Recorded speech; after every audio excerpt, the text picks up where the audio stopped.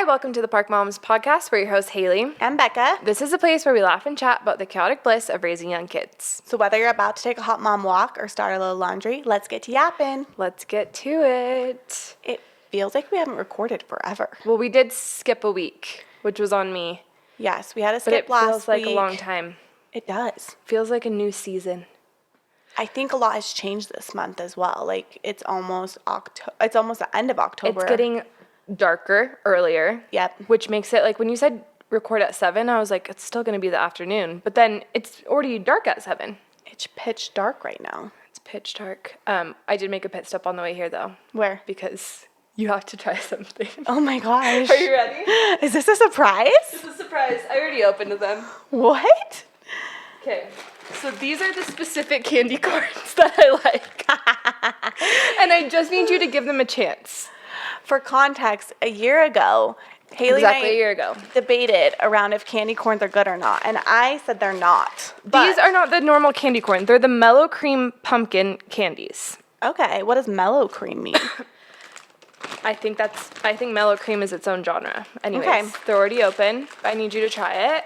Do I just do one at a time? I literally went to the grocery store on the way here just to get that. What's funny is I actually looked at your location and you were almost here, and then you're like, I'm 5 minutes away, like 5 minutes after that. I'm like, oh, maybe she had to stop somewhere. I also thought you were going to Swick. I love that we follow each other and find my friends because it's actually really nice. I never check your location in like a creepy stalker way. This is really good. Don't just say that to flatter me. I mean, it's like I wouldn't kind eat, of like a marshmallow. I probably wouldn't eat like multiple of these in a row, but it's not bad. Like, I don't hate They're it. like kind of addicting. They kind of melt in your mouth. Let's see if I go back for another one throughout the podcast. We'll see. Anyways. What were you saying about following each other's location? Like today, when you were being the angel that you were, I texted Becca SOS and I said, can you pick up my 5-year-old from school? Anyways, and she did. And it just, so nice. Well, I was checking your location to see like if you were going to your house or if you're going, anyways, just like actual logistical things. Yes. But I will say too, it's so nice having a friend that you can text no judgment. Like I knew that you wouldn't be bothered and I knew that you would say no if you couldn't do it. Yeah. That I was just like, hey, pulling an audible, like, can you help me out? I also feel like I know if you ask me, you need it. And so, like, I'm 99% likely going to say yes because I'm like, okay, I know that I can help her in this way. Yeah. I'm like, that is, like, the best friendship where you can really, is. I think, where was I? I was out of town. Like, Haley, like, 10 minutes for a pickup. Can you go pick up one of my kids, you know? It's nice to have that. It's so nice to have that. And back to the Find My Friends.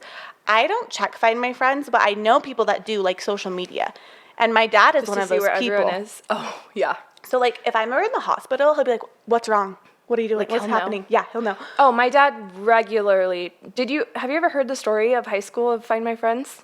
No, was high school? Okay, so Find My Friends was very, very new. And I was a senior in high school, and my dad had downloaded it on my phone without telling me. Ooh. And what he would do is he would show up at random parties. He would show up in random parking lots. He would show up on random beaches that don't even have like a walk down access, that like you have to literally like go down to the beach and then go way to the right and there's a bluff, you know? Like random places he would just show up, and he always told me that it was like his dad intuition or like the spirit was telling him where I was. It was freaking Find My Friends. That is and no one knew what it was. Like it really was like such a new app at the time. Because think about it, this was 2012. When did you find out that he was actually using Find My Friends? He like had hid it in one of my apps on my phone or like in one of my folders. I don't remember when I found out, but I was like, I really thought truly he just had like superhero powers, but it was Find My Friends. That's funny. Yeah, my dad, whenever my husband will like land in a different state, he'll be like, have fun in San Francisco or have fun in California. That's cute though. It's cute. I'm like, but he like bagged my sister's boyfriend. Like, he doesn't share friends with, or Find My Friends with anyone, even her. And he like, please, it means so much to me if you'll do it. And then he ended up doing it. Isn't that hilarious? Well, also, I'm never anywhere where I'm like, shouldn't be. Yeah. Like, I'm not concerned with, my parents still follow me on Find My Friends. Yeah. I have my grandparents on there. I have my friends from college. I have you. Oh, this brings up an interesting question. Are you going to AirTag your kids? 100%. You are? Like when? Probably when they're old enough to start going to like friends' house when like without me. Okay, because we just moved to a neighborhood where they're just like going to friends' houses all the time. They're always in the neighborhood and they're always at the same like 3 houses, but they'll go from house to house. Yeah. So I'm like, we're always texting in the group text like, They're hey, here. who's like, where's this one? Where's this one? And so I think I'm gonna. But is that like so millennial mom to AirTag our kids? I see there no problem. Like, you're not giving them a cell phone, right? You're just like, No. They have literally like bracelets and like necklaces that you can just like, or shoe things that you can put an AirTag in. I think that's a great idea. Like, just do it when they leave, and then you can take it off when they get home. Yeah. Like today, Blair got home from school, my 4-year-old, and she just like wanted to go play with friends. And she just was like at a friend's house. And luckily I trust these friends like a ton, so it's totally safe. But it is nice to know because they go from house to house and they're all like really close to each other. Yeah. But Or if you like need to leave somewhere and you need to get them immediately, you don't have time for people to respond back to your Yes. text. It's like you know exactly where they are. okay, my friend Melody, she actually has an Instagram called Toy Testing Sisters. Oh, I've seen that. Yeah, she's the best. She is actually the one where my girls were over at her house for like 4 hours today. Well, actually, Blair was there, and then I sent Elsie to go get her for dinner, and then Melody was like, I told Elsie to stay, I'm going to feed them dinner, and it's just like so nice. It's so nice having neighbors like that. That's literally the reason we moved. But she has these like necklaces for her daughters, and she can buzz it or like ring it so that if they're like at a park somewhere, they know to come back. Like that it's Really? time to leave. Interesting. Can she track with them too? Yeah, it's just an AirTag. See, that's amazing. I'm like, no, I think I'm gonna be on the no cell phones train. Uh-huh. But I think I'll do like an Apple Watch or something like that where they can like, it's not social media, but if they need to text me Yeah. or get a hold of me, I'm fine with that. Luckily, there's so many more options now for that kind of stuff, Yeah. which is really nice. But is that like so millennial parent of us to like AirTag our kids? I mean, I do love the idea of knowing where they are at all times. I know. So yes, it is. Our parents would have done it to us too. Yeah, if they could, they did. They did. Your dad did. I didn't get AirTagged, but I was It's followed. actually kind of sweet. And if you think about it, Now that and- I'm a parent, I'm like, yeah, no duh. Like I was 17, living in San Diego. I'm sounding like I was living on my own, but like I just feel like kids in California grow up a little earlier. There was a lot of places to go. Exactly. Whereas It is funny though, and this is I feel like will be kind of coming through when we do the episode is like what you think you would never do when you're a As a parent, parent. then you all are like gonna do it because you're actually a We parent did a whole and you get it. We did a whole podcast on that. Remember? The No. things we said we would never do as parents. Oh yeah. But I think it's like even Like maybe the safety things. I think more like when you have adult children, like not kid Oh, yeah, children, yeah. but like when you're in like high school, for example, you're like, I'm never gonna not let my kids like stay out late or like hit a curfew or whatever. My biggest one was I was not allowed to have sleepovers growing up, and it was my childhood trauma. Yeah. It was my childhood trauma because at the age that my parents implemented it was the same age that every single birthday party celebration was a sleepover, and I always had to get picked up early, and it sucked. Yeah. Being the kid getting picked up early. It Only really did. one. Only one. And now that I have kids, I'm like 100% they aren't having sleepovers. Yeah, it's true. It's like now you're in their shoes, you get it more. I get it. Like why do you need to have a sleepover? I know. So true. You're not going to sleep well. And this is exactly what my dad would say, and I would roll my eyes. becoming him. I would have like full PowerPoints. Yeah. That was my thing when I was younger. If I wanted something from my parents, is I would make a PowerPoint and present it to You're them. like really scientific about it. Well, here's a few examples of PowerPoints. First one was like letting me wear a bikini. Ooh. Did That you get one away did with not it? win. No. The latest one, the last one I ever did was why I should be able to stay in the hotel after prom. Oh I my. did a PowerPoint. It didn't work. They're always, at the end too, they would give me hope. They'd be like, you made some really good points. Like, you really, like displayed everything really well. But no. That is hilarious. Single What time. was your like positive arguments for staying overnight at the hotel after prom? I couldn't tell you. I wish I had that PowerPoint because I bet you it was pretty convincing. There should be a lot of good reasons for that. Everyone ended up getting kicked out of the hotel for smoking weed anyway, so like it was fine. But I did have to get picked up early. It is funny. It's funny when my dad write some things that like what he wrote like was writing like I was really strict, which you kind of hated me for, but I'm like glad I stood by that. Yeah. And so it's like interesting to think. And anyways, we'll get into those. Let's go into life updates real quick because I feel like we have a lot since we skipped last Okay, week. mine are very random, but as I think of things that I'm like people can relate to this, I just write them down. And one of the things that I feel like has been bringing me so much joy lately is returning things. Yes. Do you feel the same way?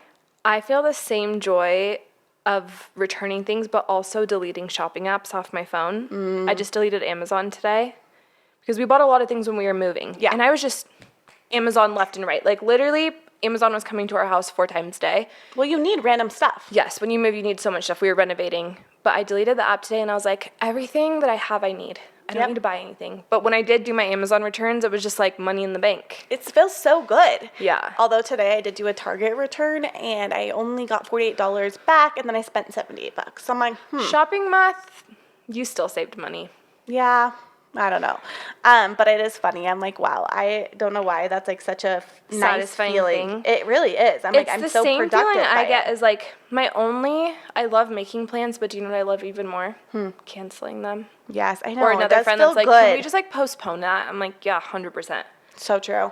Okay, I also wanted to give some like Swiftie credit. Last episode, I'm like, whatever about the Taylor Swift album. It runs through my head every day now. That happens every album. That happens every album. I know, me too. What's your favorite song now? I can't like think of it right now. I don't know. You put me on the spot, but probably. I think I like Wishlist the best, probably still. Okay. But I honestly like all of them. There's like certain lines that stick in my head. I also been listening to Olivia Dean, which I feel like is a Taylor Swift protege. Protege? Wasn't she like opening for her or Protege. something? And so I have all of her. You're combining the words prodigy and protege. What's it? Protege. Yeah, protege. Wasn't she like opening for Taylor Swift or something? She might have been. I don't know. They feel like they're in the same category. Puts me in the best mood. Olivia Dean, like I'm obsessed. Making dinner, which I hate, just like listening to Olivia Dean, just like makes me feel like my shit's together somehow. It does, and her voice is so soothing. So those are the lines that are going through my head right now. So I can't think Taylor Swift.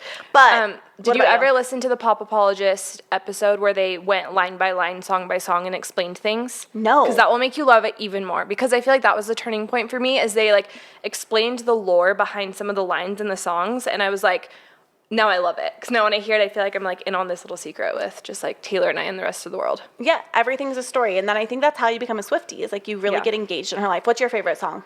I like Eldest Daughter just because like... What's like a line off Eldest Daughter? I don't know why I could not think of any of the songs. First Slam to the Slaughter. We all dressed up like as witches, and I like how she'll say something so plainly, but the way she sings it, like at first I'm like, that's cheesy. And then I listen to it again and I'm like, that's not cheesy, that's poetry. Like that is iconic. It's true. And I also think like there's dopamine hits like in her songs. Like I'm like, that's why they get stuck in your head. The way they're done is like addicting. No, it is addicting. So what you're saying is you love the album. Yeah, I love it now. I've really come along. Okay, do I have any more life updates? Let's see. Halloween party? Oh yeah, I took Colson this last weekend to the school teacher did a performance. Did you hear about that from Elsie? Yes. Okay. Yes. So I went, and it was so cute. All of his little friends came, and the moms came, and it was honestly super fun. But it was just so fun to see him in his element with his friends. Yeah. Like, they have a really cute little group of boys too that like love each other, and they're gonna just grow up together, and it's so fun. it is so sweet. And it was also just like fun to see him be like so proud, but also like who I would hope he would be in a way. Like he was like so polite and said thank you. And then like there was a time during the show where he like came and sat by me instead of hanging with his friends, like was comfortable holding my hand. And I was just like, oh, That's like a payoff moment. It was a major payoff moment. Did you just take him, just you and him? Just me and him. That's so fun. Which it was so fun just to do like a date, just One-on-one. us two too. Mm-hmm. And it was just cute. He was so proud of his teacher. He's like, my teacher's so cool, right, Mom? She's so cool. She's like, he's the lead. I'm like, nice. Like, how was the actual performance? It was fine. It was totally fine. It was like more entertaining than I expected. It was a symphony orchestra. Cool. I don't know if that's... You guys are brave for taking a bunch of 5-year-old boys to a performance like that. Yeah, I thought they would like freak out and be super bored, but they were honestly like super engaged. It was Halloween themed though. Okay, that's fun. So every song was a Halloween song. I keep pushing into a hard time. Well, my ribs, this baby's, I think it's like kicking me right here. I remember that. Oh, it's so painful. I can't get comfortable, but I'm really trying. Lean back. Stretch. Stretch break. You said I'm not getting big, but like it feels very big. It's also just because I'm getting fat too at the same time. Yeah. Yeah. Not saying yeah, like yes, you're getting fat, but just like yeah, I can relate. Yeah, you are. I am. As I'm sitting here eating my candy It's a corn. perfect time to like put on the extra lbs though. Is it? Yeah, I mean everyone is. October, November, December, January. No, everyone's on Ozempic and looking really good. And you can do that too. I know. Okay. Did Ozempic make you feel sick, by the way? I was on a high enough dose. I saw this TikTok randomly. It was of Whitney Levitt, and she's like, "I have not taken Ozempic," and I'm like, I don't know if that's true or not. But She's goes, also working out like 7 hours a day. yeah, she when looks they're dancing. amazing. Okay, are you watching Dancing with the Stars? By I've the way, only seen the first 2. it's so good. The Wicked episode I need to is go watch. incredible. She's so good. Yeah, well, she was a dancer, which I know everyone's saying that, but like, She's like better than a dancer good though. really? She's actually such a star. Actually, her and this is a hot take. Taylor Swift and Whitney Levitt are similar in my mind. Do you want to know why? Why? They're both showgirls. They are basically like, I bet you they both did theater growing up. Yeah. And they are just great at like becoming a character and putting on a show. Like Yeah, that is a talent. like, I can see both of them like being 6 years old putting on a show for their families. Yes. It's just like in their blood. it's in their blood, and they truly are a character, and they embrace that character, and so that's why they're so entertaining to watch. Okay, what are your major life updates? I guess first. Oh, I know what I was gonna say. Okay, this is my last life update. Why, when your family life finally starts to get easier, and you're like, okay, I can do this, I got this. As family life, do you mean like your life with your little kids? Yeah. Okay. And then all of a sudden you're like, should I have another baby? Like, it is the weirdest thing. It's like, no, it's finally starting to get a little more chill. And then you start to feel this pressure of like, should I have another baby? I actually think the reason for that is, or at least how I felt this way, is that I was scared I was going to get so comfortable that I wouldn't have another baby. Yeah. And that's what happened, and now, surprise, bitches. But I think that's why. I think it's like, things calm down. You're sleeping through the night, and you're like, this is so great. And you're like, I can't enjoy it too much, or I'm not going to put myself back in the like throes Newborn of phase. pregnancy and the newborn phase. I don't feel like I'm in the mood in the mode at all to get pregnant, but I also am kind of like, wow, like I could see myself all of a sudden having a 4th kid, which is like, I was not there a few months ago. No, you weren't there like a month ago. Like that happened pretty fast. Yeah. When you see newborns, do you get excited? I don't know if excited, but I kind of get like FOMO of like, oh my gosh, I missed that. See, I have my sister-in-law just had a baby. So cute. And one of my best friends just had a baby. So I've been like able to hold newborns. And it actually is making me very excited. Is it making you excited or stressed? Both. Yeah. Both. Because like I see how much work it is that they're doing it. And my sister-in-law, it's her first. And she's like, I just don't know how, I'm outing her. She's like, I don't know how to like manage everything. And I'm like sitting there thinking, oh shit, yeah, like I forgot. There's so much to like wrap your head around. And then I'm like, I have 3 other little kids to take care of on top of that. In some ways, it makes it like easier in a way though too, because you're just like with your You're more confident. You're more confident. Okay, what is 4th child energy? Because there's like 1st child energy, 2nd child, 3rd child. Okay, this is why I'm so confused. Is I feel like my 3rd has 4th child energy. Like he is just so chill. Like tonight we were just eating dinner with just him because the girls were out of friends. Yeah. And he's just like talking to us, like so polite, just like sitting there, like being so good. And I'm like, I feel like I got lucky with him. You don't get lucky 2 times in a row. That's what I'm worried about. Like, he was always a good sleeper. Yeah. He's, like, the most polite, not to brag, but, like, I can take my 2-year-old boy to Home Goods. Yeah. That is, like, not a very common thing. And I think it's because he only has sisters. Easygoing. But he's just so easygoing, so polite. I buckled him in his seat today, and he said, thank you, Mom, for buckling me. Okay. And I said, who is this child, and where did he come from? No terrible twos for him. So I'm scared. Like, you don't get that lucky twice. Yeah. Like, what if my 4th child is just, like, a terror? I don't feel like I know enough like, people with 4 childs I could even give you any data. But it feels like We they don't would have a lot of friends with 4 kids yet. either be, like, really easygoing or, like, a super wild card and, like, the craziest one you have. I'm, like, kind of thinking this one's going to be a wild card. I guess there's last child energy, which I feel like There's last child, but I feel like I'm not thinking of little kids when I think of last child energy. I'm thinking of, like, teenagers. Teenagers and adults. Yes. Okay. How are you feeling, by the way? I mean, obviously. Okay. I feel like I've honestly just gotten out of the weirdest depression fog that I've ever been in. Yeah. And it lasted for such a long time. And I've talked about this on the podcast when I announced I was pregnant, is that I get prenatal depression. which wrote down this stat, so scientific of me, but I wanted to shout this out because I didn't realize this. It made me feel a lot better. Yeah. But 11% or 10% of pregnant women get depression, like prenatal depression, and then only 13% get postpartum. So that's, and I feel like we focus so much on postpartum depression, which we should. We absolutely should. It needs to be talked about more. It needs to be normalized. But I feel like I never hear about prenatal depression. And I have so many friends that go through it. Yeah.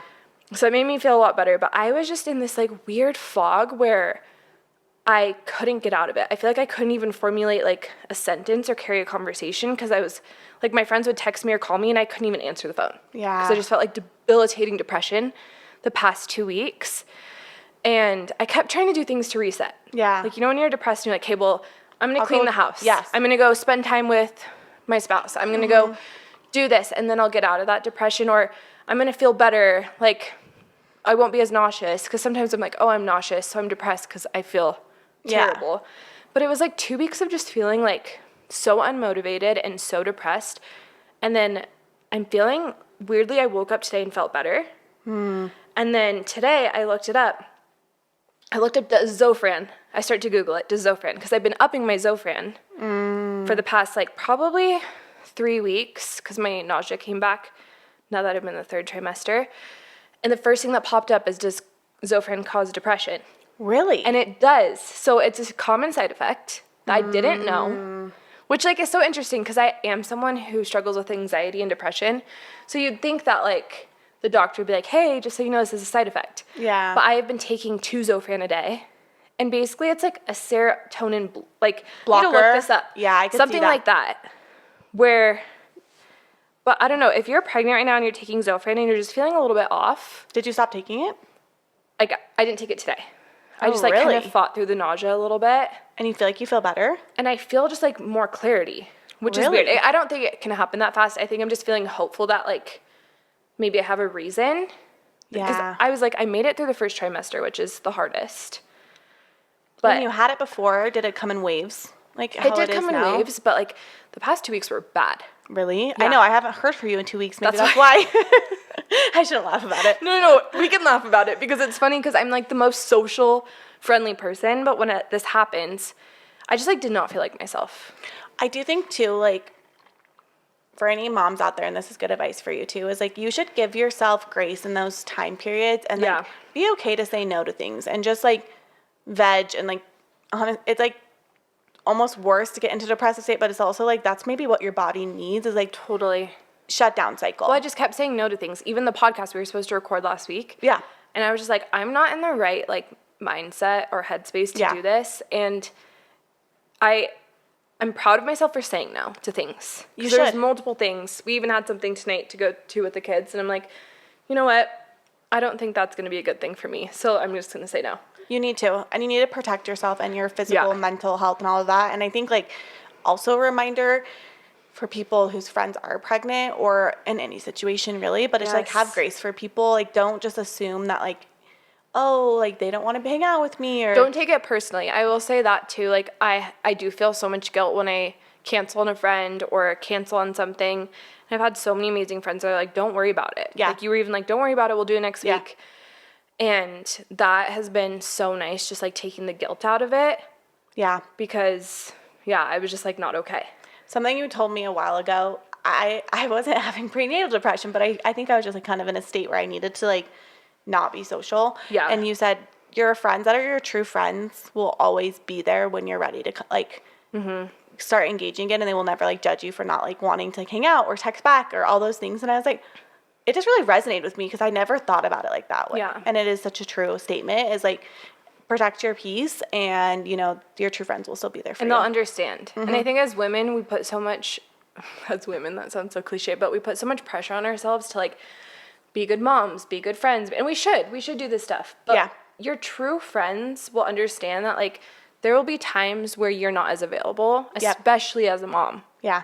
And they'll always be there. Yeah. And if, like, and I think it's also okay for, like, adult mom friendships to, like, ebb and flow. Yeah. Like, sometimes you're really close and you're seeing someone all the time. And if you don't see them for a little bit, it's okay. You can just get back together and pick up where you left off. Like, you don't need to stress about it. You don't need to take it personally. Yep. We're just busy. Yeah. I completely agree. Busy and depressed. I'm depressed. But that's my biggest update is, I don't know, I just felt like a light bulb went off of like, okay, I'm going to stop taking my Zofran and see if that helps. Yeah. But also I just woke up this morning and felt different. And I think I just needed sometimes the only way through like a hard time or depression, like obviously go get the help you need and talk to people. And I was like texting my mom and obviously telling my husband like, hey, I'm like not doing great. Like I tried to make people aware, but sometimes you just have to get through it. Yeah. And like do your best. Especially when you know there's a chemical reason. Yeah. Yeah, sometimes time is but it's hard when you're in it. This is another thing that's really resonated with me that you told me years ago. I don't even know if you know this, but like when I was pregnant, it really sucked and I was super sick and I would tell people that and they would just give me a bunch of advice and it was like actually sort of annoying. And then I remember, have you tried ginger chews? Have you tried this? And it's like, yes, Stacey, I've tried it all. I remember I would text you and you would just be like, oh my gosh, that sucks. And I think like it's really hard to go through challenging things, but sometimes you just need to like vent and have that validation that yes, this is hard. It doesn't change anything, but like at least you can like put it out there in the universe. Yes, you've been that for me this pregnancy too. Like you're always like, yeah, it's too much. I'm like, yeah, you're right. It is too much. I say that all the time. No, it's the best though. Sometimes I just need to hear like, yeah, it's too much. Yeah. It's too much and you can't do this forever. That's why pregnancy is temporary, even though. But doesn't make it any less hard. No, and it doesn't. Yeah. Okay. You asked me last week who, like, a new comfort creator, or last time Yeah. And I didn't have an answer. I have one. Oh, okay. I'm excited. Her name is April N. Lynch. She's not a big one, but she has 4 little girls, kind of like in the same stages of life as our kids. And she's just like, she's kind of similar to Chan with the boys, where she kind of takes you through, like, this is my life looks like parenting 4 little kids. Yeah. And everything she does is like fairly helpful, but also relatable. Yeah. And not in like a, whoa, look at me, I'm doing such a good job. But like, here's actual useful things that I do to like kind of like help me either romanticize motherhood or enjoy motherhood or make things easier or like run more smoothly. She's also like gotten into the best shape ever after her 4th kid. She like wakes up at 5 a.m. and works out. And she's not in like an annoying way. Oh no, she just inspirational way. She's very inspirational. So right now, check her out if you haven't seen her.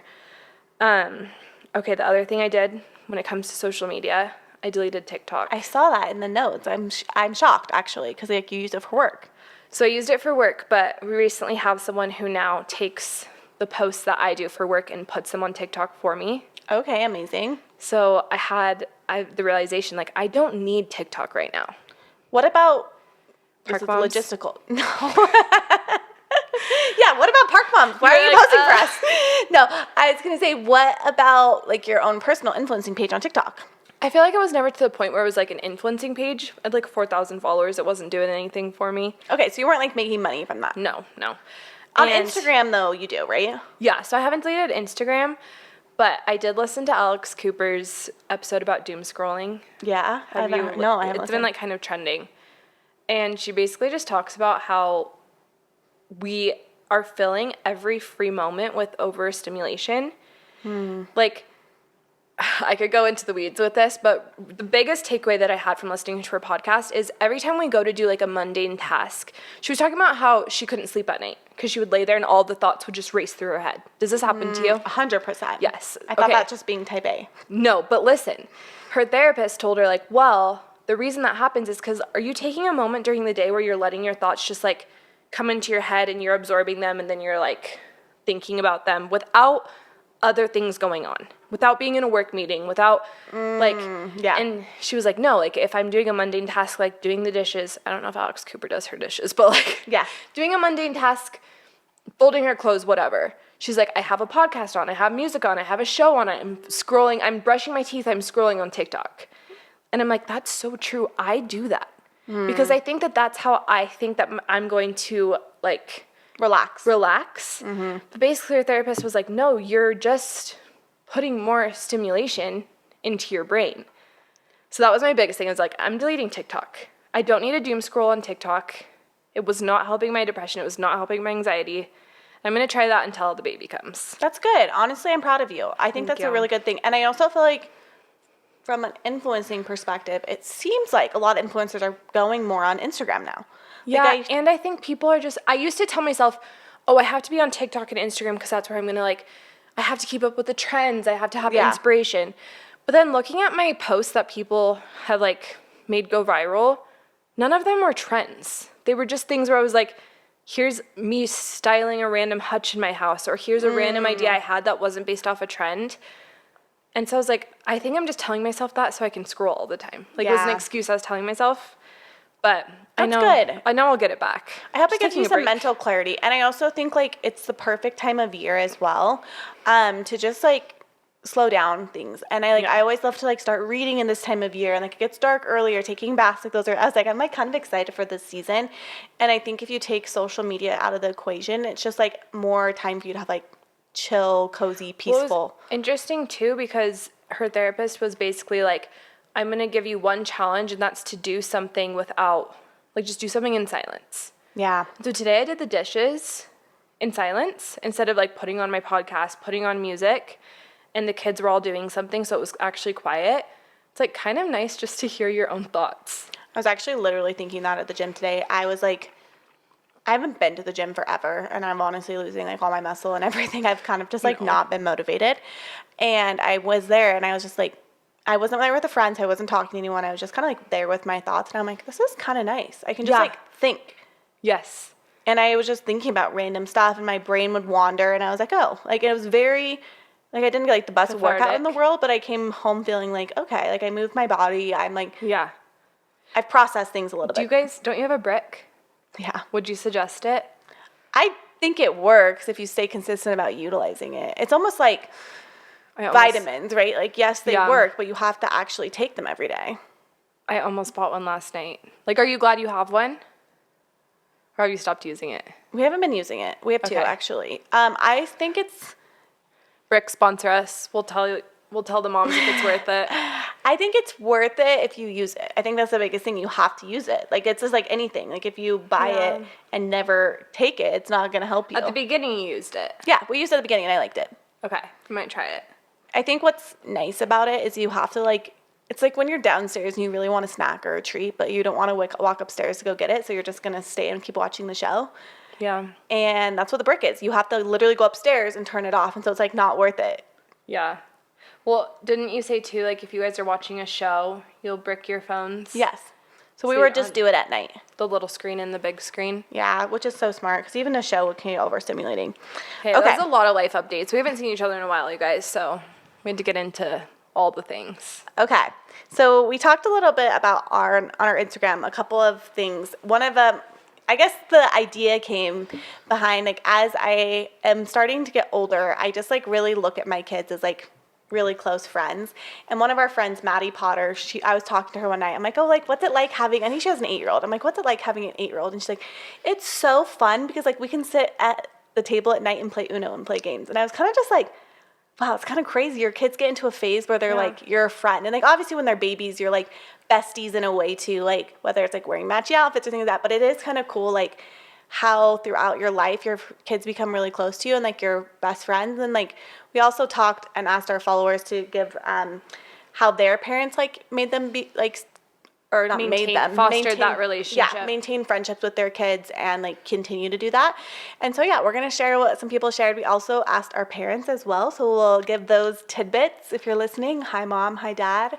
Hi guys. Don't say anything inappropriate now because now the parents are listening. Yeah, they're listening. Okay.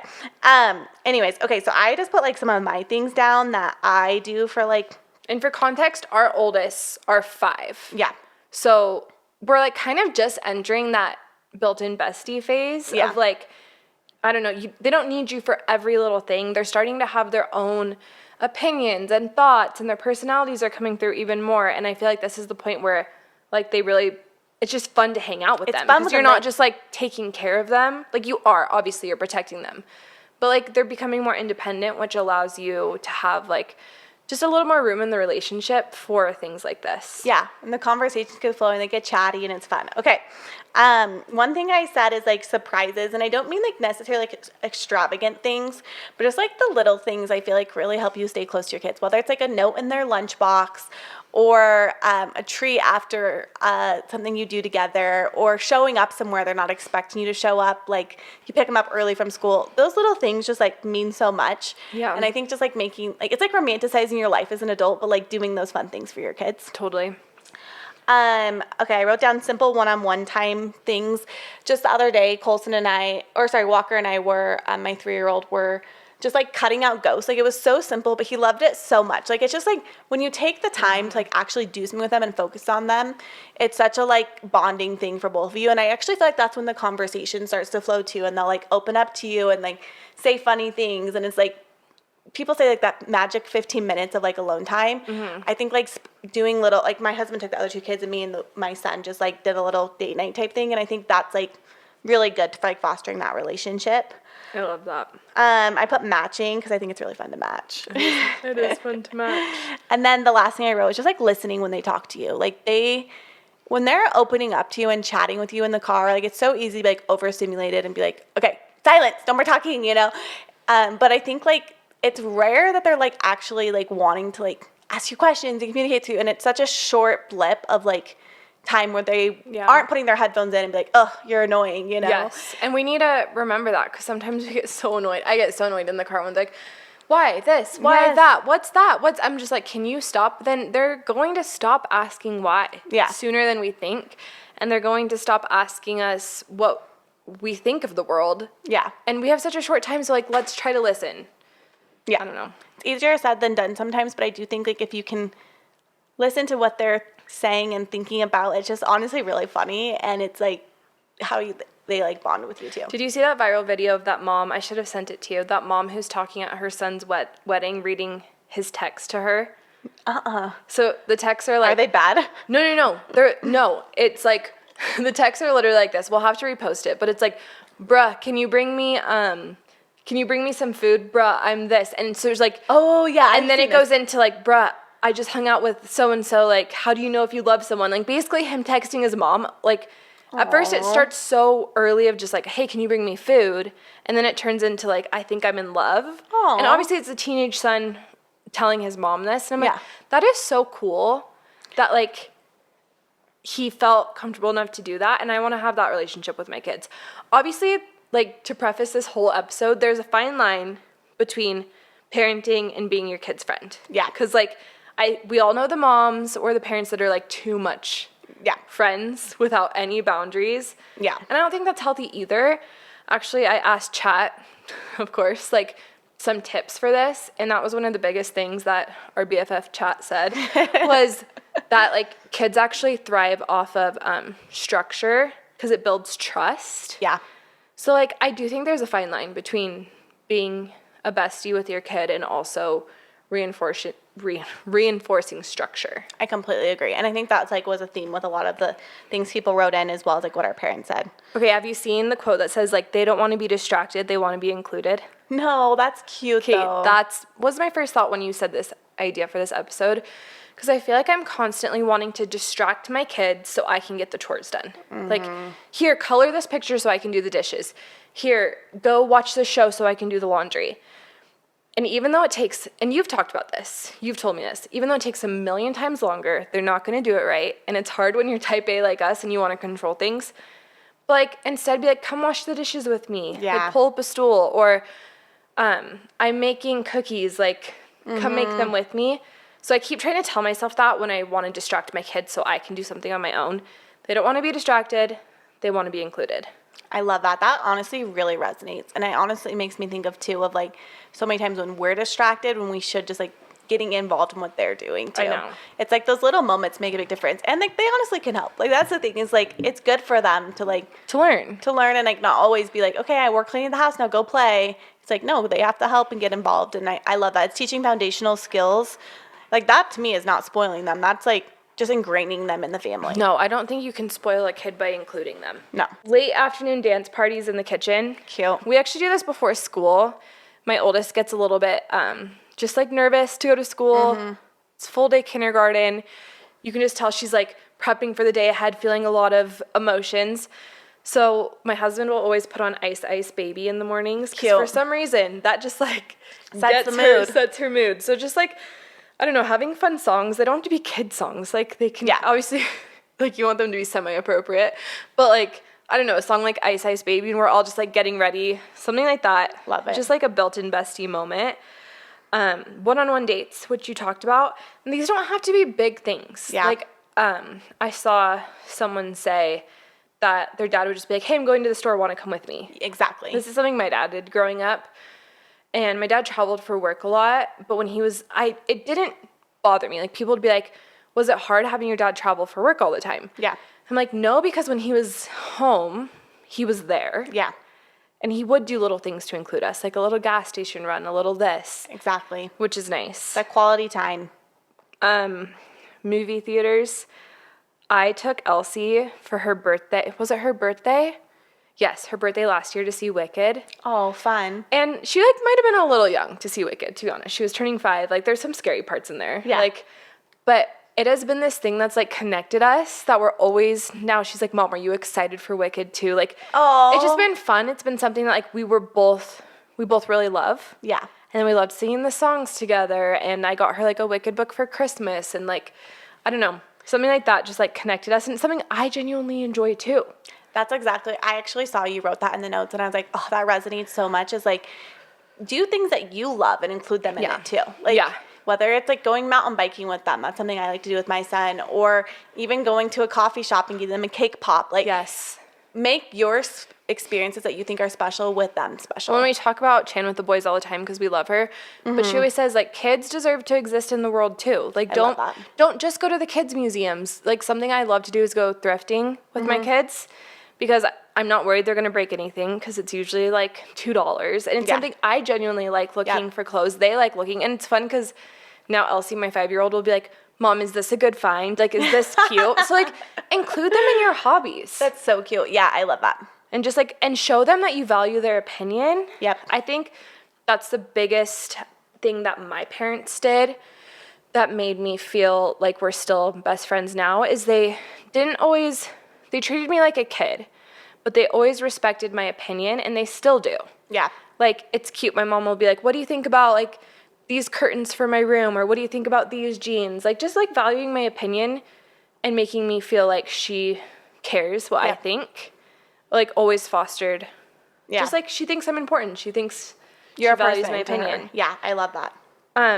Anyways, I'm jumping around. Farmers markets. Cute. Fun. Having a yes day. Have you ever done that? I haven't done that yet. Have you? Kind of, because one year Colson was like, how come you guys have Father and Mother's Day and there's no Kids Day? We need to make a Kids Day. So we like, every damn day is about you. We looked it up. It was like June 16th or something was Kids Day. So we did it. And no it was basically a yes day. Yeah. Like, that's the cutest thing ever. It's actually really cute. The funny thing too is, like, you think they're going to come up with these, like, super extreme things where they're like, I want to go to Disneyland or whatever. But they're just like, I want to go to Chick-fil-A. It was the simplest thing they wanted to do. And they were probably so happy. So happy. We kind of do yes days on their birthdays. Cute. Like, we'll be like, hey, what do you want to go do? Where do you want to go to breakfast? Where do you want to do this? What do you want to do now? Like, just letting them choose everything. Yeah. Or if it's, like, a big day for them, letting them choose things. Yeah, they love that. Okay, so those are a few of the things that we like to do with our little built-in besties. And as our kids get older, we'll probably have more ideas.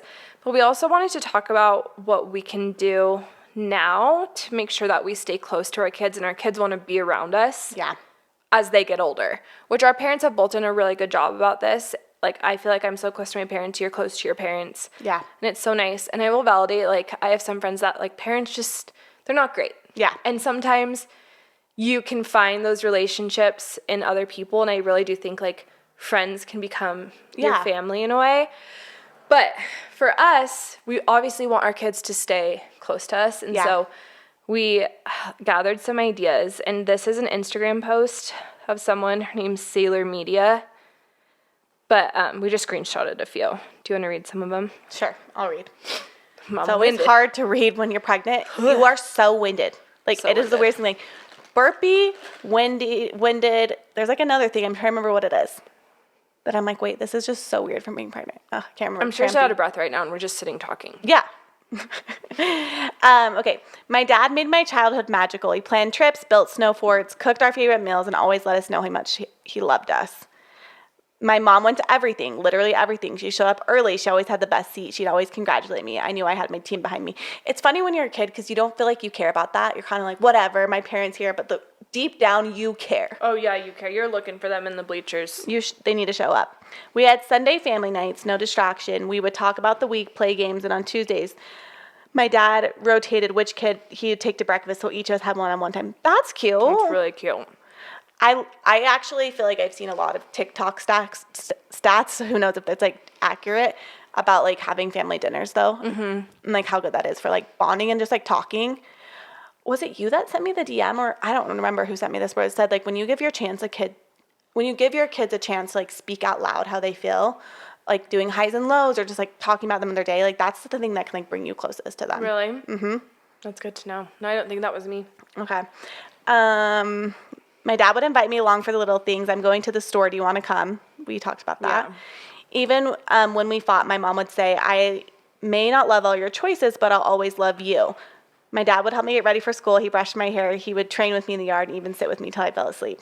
Cute. See, my biggest takeaway from this is they're all little things. Mm-hmm. They're not like, oh, my parents took me to Disneyland every year, or like my parents bought me the nicest clothes, or like they're just time and like attention. Yeah, and I think support. Like I think what makes a parent really close to their kids is they're their cheerleader. They think highly of them. They are proud of them, and they like are rooting for them, and they're there to support them. Like I remember growing up, I was really wanting to play basketball, and honestly, I was terrible. Like I played one season, I didn't score a single goal. Wait, that's not right. No, not a goal. I didn't get a single basket. Yeah. Hoop. I don't know. Sports. Anyways, but I remember my dad would wake up with me at 5 a.m. and go to the church gym and practice with me. And like, cute. It was cute. Honestly, it meant a lot. And like looking back, I always like admire that. My grandpa, this is something that he's always done. I don't think he listens to the podcast. Hi, Grandpa. He probably would. He comments on every single Instagram post I make, every single one. And he sends me memes all day. Was it your grandpa or your dad who was like shouting out the podcast though to all of his friends? My dad. Like we'll tell random people like, yeah, my daughter has a podcast. I'm like, I don't know them. It's cute. But my grandpa, since I was little, he called me the perfect granddaughter, which I feel like sometimes parents and grandparents like think, oh, I don't want to like give that kid an ego. But he's done it my whole life. Even on my birthday, he texts me, he's like, you are the most creative, influential, smart, funny. Like he has just always built me up so much. Like literally he called me the other day and he's like, I just have to tell you, like, I'm just so impressed with you. I'm so impressed with how creative you are. I'm so impressed with this, and Aww. this. And he's done that since I was very, very little. And I needed to hear that. There was years where like when you're a teenager and you're feeling like, oh, I'm ugly, I'm this, no one likes me. And my grandpa just continually telling me, almost like overkill, like I am the best thing in his eyes. But like even when he was telling me that the other day, I was in the Target parking lot and he called me and I was just like getting emotional because I'm like, I needed to hear that. Like, I don't know. I completely agree. And I think like there's a lot of content out there around like positive parenting and focusing on the good. And I like align with that so well. Yeah. I think one of the reasons why I feel like me and my siblings are all like very, very confident is because our parents always saw the good in us. And like they would never be like, you're really good at this, but ... Like I think I notice myself even, and a lot of parents say like, but you could do this to be even better. Yeah. And like that just like ruins the compliment. I don't think we can really like make our kids, I think by focusing on our kids' strengths, I don't really think we can make them, what's the word, like have an ego or entitled. Have an ego. Yeah. I actually think pointing out their strengths can be a really good thing. Yeah. Because you're going to be correcting as a parent. You're going to be like, hey, like, that's just natural. You're going to be like, hey, let's not do that. Or like, something that I do is my girls will do like, they'll act like cats or make annoying voices or like talk like babies. And I'll be like, that's annoying. People don't like that. Yeah. Like I notice myself saying that a lot because it is annoying. And I don't want them to be the kids that are like meowing all the time. I know it's not that big of a deal, but it does get annoying. You know, if you're a mom and they're like meowing in the back seat, it's like, don't do that. That's annoying. But I also have been trying to do a better job of being like, you're so good at that. Or like, that's really cool that this is something you did. Just as much as I'm telling them that's annoying. Because like we want to create kids that people want to be around. Yeah. But we also want don't want to do it at the risk of making them, like, stifling their personalities or making them feel less than. Yeah. I can't remember where I saw this because this was years ago, where I feel like people got really deep on, like, don't over compliment your kids. But I think they said something around the lines of, like, be specific instead of, like, just saying, like, you're the best. Like, saying, like, okay, like, I love how you did this, or this was really, the way you drew, like, was really creative, and, like, kind of complimenting on certain things. And so, anyways. Something that I was always, as, like, a girl mom, I mean, I have 2 girls and a son, but I feel like I was always told, like, don't tell them they're pretty. Don't tell them they're beautiful. The other day I was like, why? Like, obviously the reason is you don't want them to just focus on, like, their only strengths or their looks, or, like, you're just a pretty girl, you're just this. But I found myself never telling my girls, like, you look beautiful, or you're so beautiful, or you look so pretty. And I was like, I think if I pair that with, obviously, like, you're so smart, you're such a good friend, you're so kind, you're so creative. Like, if that's the only thing you focus on, but I was to the point where I was so worried about, like, I don't want them to just think their only strength is being pretty. Yeah.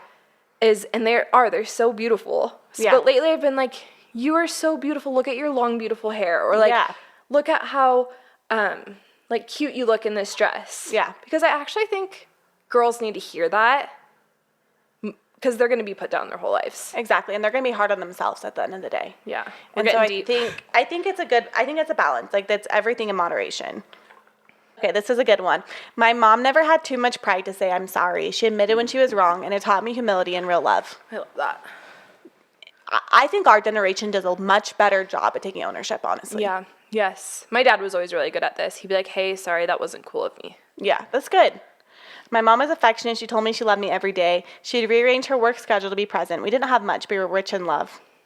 Exactly your point. My dad always spoke highly of me, even when others didn't care. He bragged about me like I was the best thing on earth. He carried me through the years of bullying. I do think that's really important to hear, to be careful and mindful how you talk about your kids to other people. Because it does get back to them, or they do feel that. Yes. Or listen. Yeah.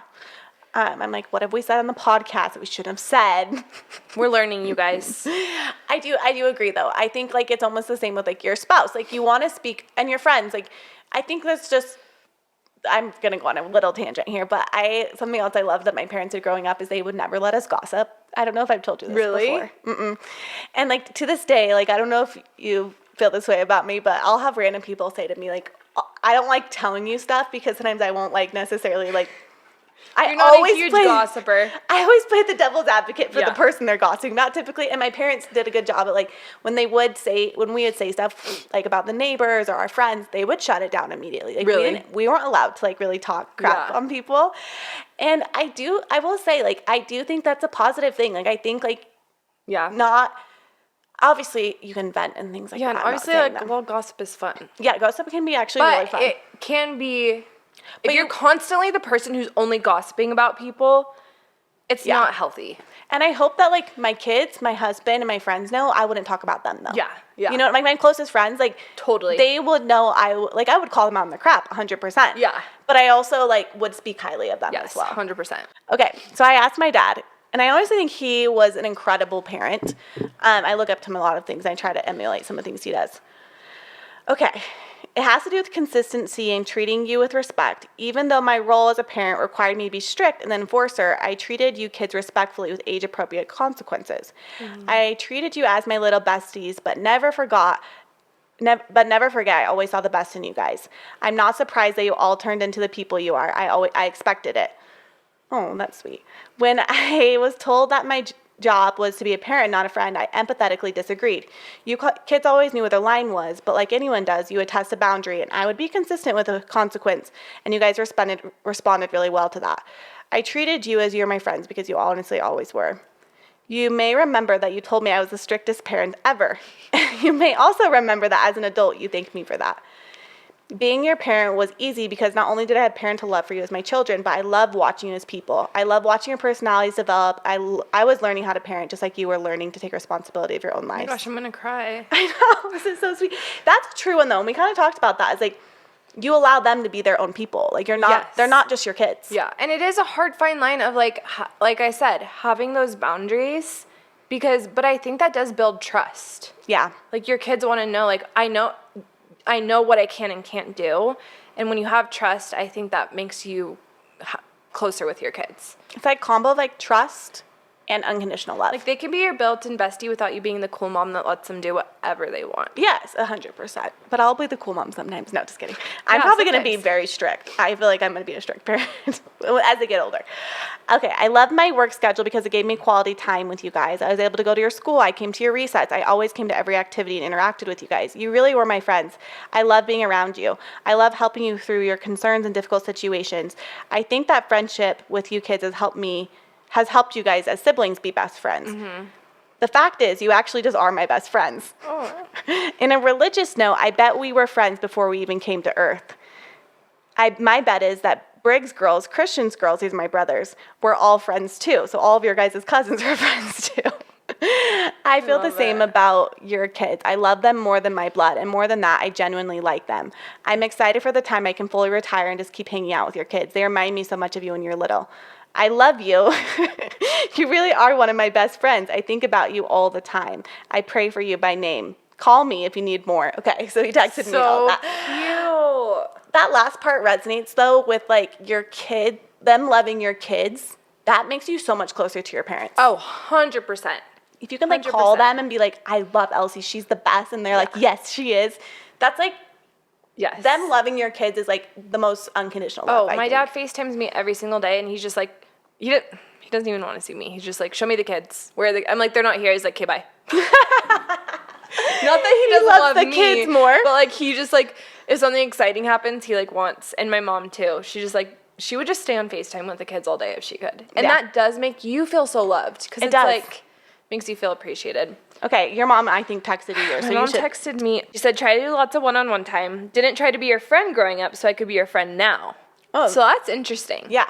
I do remember my mom, if we were ever disrespectful, she would be like, I am not your equal. Like, I am your mom. But in, like, a way of, like, and we've kind of been struggling with this with our own kids lately, Camden and I, of, like, they do kind of, when they see you as their equal, they push back too much. Yeah. So they need to have healthy respect. But at the same point, you need to respect them in an age-appropriate way. Absolutely. But I think that's interesting. I want her to expand on that. Like, didn't try to be your friend growing up, so I could be your friend now. Ask her later, and then we'll circle back. I'll ask her later. But what I think she means by that is she was parent first. Yep. She was a parent first and then a friend. And she did a really good job of that. Like, she obviously had I would say my parents were pretty strict growing up. And they had a lot of boundaries, but now I'm so close with them. But they always told me, I'm going to cry. They always said, there's nothing you can do that would make me not love you. Aww. Like, ever. Yeah. Like, don't do this. Don't do this. Like, this isn't a good thing you want to do. But even if you did these things, I love you no matter what. Like, and I think that was the biggest thing. Did you ever have this with your parents? My dad was like, if you're ever at a party or in a situation where you feel, like, uncomfortable, you have, what did he call it? He's like, you have a pass and I'll come pick you up, no questions asked. Yeah, you're not like going to get a consequence for it. Yeah. Yeah. I didn't call him, but I should have. But knowing the option was there was nice. Yeah. To know. I was never in like a dangerous situation. Yeah. You did call your dad once? Yeah. To come pick you up? I watched a rated R movie and I felt so guilty about it. And I'm like, this isn't a good situation. I wonder if you and I would be friends growing up, because I would be the kid at the party that's like, guys, let's watch this rated R movie. Were you not a rule follower? I was such a rule follower. Mm-mm. I was not. Now I am. Now I am such a rule follower, but growing up I was like, F that. Yeah. You know this about me. I got sent to the principal's office all the time. I didn't know you got sent to the principal's office. Yes. We had escorts from the like vice principal that they would have to come. Literally, I was just like the class clown. Like one time the escort had to come take us out of class because my friend and I found out that they were changing the seating arrangement, so we duct taped ourselves together at recess so that when we came in, the teacher was like, you guys have to, we're like, we can't, we're duct taped. Oh my gosh. Okay, I would do that kind of stuff. Like, I always had N's. Like, I had straight A's, but I always do what N's are, like citizenship. No. Okay, maybe that's a Utah thing. Oh. It's like Not based off your satisfied. behavior. Yeah, I would get ends. And like 'Cause for you talk too talking, much. I talk too much. And then one time, my friend and I, we switched places. In 6th grade, we thought we looked enough alike. People would always say we look like twins, and so we tried switching places once. It didn't work. We only made it through like a couple classes. A couple classes, that's pretty We good. took each other's tests and everything, and so we got in big trouble Wait, for that that's one. crazy. But it was pretty funny. Honestly, the teachers thought it was funny too. One time I got in trouble because I brought a beta fish to school. Like, there's just like dumb things. Yeah, and kids need to do that. And like if it's harmless fun. Yeah. Like, we got in trouble for talking, but now we have a podcast. Exactly. Joke's on you guys. The girls that got in trouble talking in class now have a podcast. Full circle An moment. unsuccessful podcast. Okay, she also said activities together, trips, vacations. We did go on a lot of trips growing up, which I do think, like, your friends aren't there. You have to hang out with your siblings. My parents always said, I know we talked about, like, we're talking more about staying friends with your parents, but that is something, like, I'm still friends with my siblings, and I think because we had to be. Like, we were on vacation, and it was like, well, these are the people to hang out with. Yeah, that quality time. Tried to have a personal relationship with all of you, that we did stuff that was just us. Shopping with you, puzzles with shopping with me. That's what my mom did. We still do that. We did that on Saturday for my birthday. Puzzles with Spencer, physical activities with Jake, and crafts with Sammy. So, like, tailoring the activities to the kids. And she still does all that stuff with us. Cute. She does puzzles with my brother, even though he's 28. Does he love puzzles? Yes, he loves puzzles. That's cute. She goes skiing with Jake. She bakes and does crafts with Sammy. And we went shopping on Saturday. You're like, they don't need to spend money, but I love shopping. No, we literally went to like 7 stores and I didn't buy a single thing. Good job. My thing is, like, I go shopping and convince myself out of buying things, and it's so annoying. I'm not fun to shop with. But you at least still enjoy the ride. Yeah, my mom's always like, why are you convincing yourself out of buying everything? I'm like, it's just a fun little game I do. I love to convince people to buy stuff. I'm not going to lie. No, I know you do. I've been shopping with you before. You're like, except when I'm with you because you always make me buy it all. But sometimes I need that little push. But it's nice when I shop with you because sometimes you help me more. You're like, okay, I'll get you like 6 vases at Hobby Lobby. Here's what's cute. Like, you support me in my shopping. We're good. We meet in the middle. Yes. Okay. I didn't text my dad because he's not a great texter, which he would say that I'm not a great answering the phone, which I probably got from him. But I would say that my dad, or what I think he was good at, was making us feel, he was a bit of a helicopter dad. Mm-hmm. But I never questioned how much he loved me. Even though he was like maybe too involved in my life, he really showed up, and like, he likes to make sure his kids are taken care of. Yeah. And that they're on the right path. And I just like always felt really loved. And so now when something exciting happens in my life, like I get a job promotion, or I like he's so funny with this like influencer journey. He's always like, do you have more followers? I'm like, no, dad. Like he was always celebrated our accomplishments. Yeah. Which I really appreciated. And I feel like it makes me want to he still gets excited about them now. And so it still makes me want to share that with him. That's sweet. And like, honestly, like that's a sweet like feeling when you want to like tell your parents like things that are happening that are like, I got a you. raise. Yeah. He's like, cool, you're 31. He's like, cool, I haven't been paying for you for this long, like, I really don't care. But he does. He's like, that's awesome for you. That's a great, like, when we just bought this house. Yeah. He was so just like, this is such a great decision for you guys. Like, just like supportive in the big things. Yep. I love that. Okay. We'll end it with what my mom said.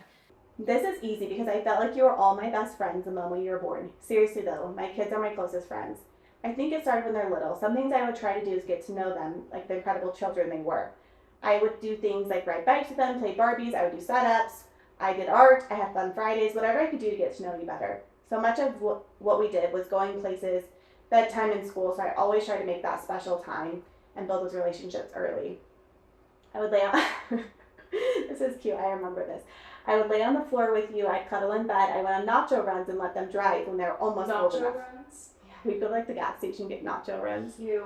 Like late at night too, it had to be like past 10 p.m. Yeah. The simple things is where the magic lies. They said the best time to find out details of your children's life is late at night, and I always found that true. It's not at the birthday parties or the special holidays you get to know your kids, it's all the small times in between.